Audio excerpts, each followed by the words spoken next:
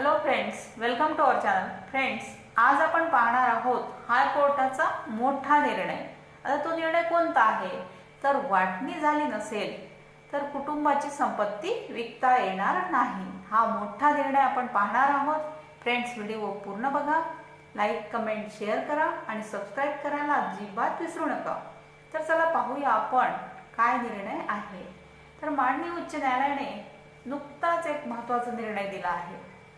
म्हणजे संयुक्त हिंदू कुटुंबाच्या अविभाजित संपत्तीची वाटणी करता येणार नाही किंवा त्याचा कोणताही हिस्सा कायदेशीर वाटणी केल्याशिवाय विकता येणार नसल्याचं माननीय उच्च न्यायालयाने स्पष्ट केलं आहे. आता उच्च न्यायालयाने दिलेला हा निर्णय उदाहरणाच्या दृष्टिकोनातून अत्यंत महत्त्वाचा ठरणार असल्याचं दिसत आहे. आता दोन्ही पक्षांची बाजू समजून घेतल्यानंतर उच्च न्यायालयाने हा महत्त्वपूर्ण निर्णय घेतला आहे. आता माननीय न्यायमूर्ती यांच्या एकल खंडपीठाने हा आदेश पारित केला आहे. यामध्ये माननीय सुप्रीम कोर्टाद्वारे 2020च्या विनीता शर्माच्या केसमध्ये दिलेल्या निर्णयाचा उल्लेख करत उच्च न्यायालयाने असं सांगितले की संपत्तीची वाटणी झाल्याशिवाय संपत्तीचा मालक आपल्या हिस्स्याची संपत्ती सुद्धा विकू शकत नाही.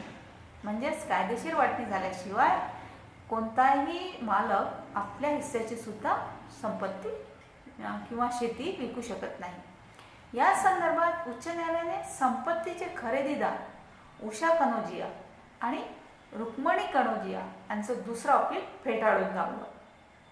आता हे प्रकरण नेमकं कोणतं आहे ते पाहूया आपण.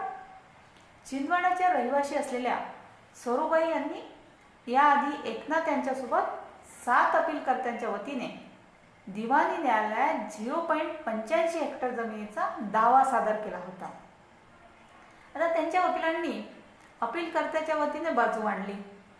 पांडुने ही जमीन उषा, रुक्मिणी आणि भारती यांना विकल्याचा युक्तिवाद केला आणि वाटणीही झाली नसतानाही पांडू यांनी त्यांच्या हिश्श्यापेक्षा जास्त जमीन विकल्याचा आरोप करण्यात आला.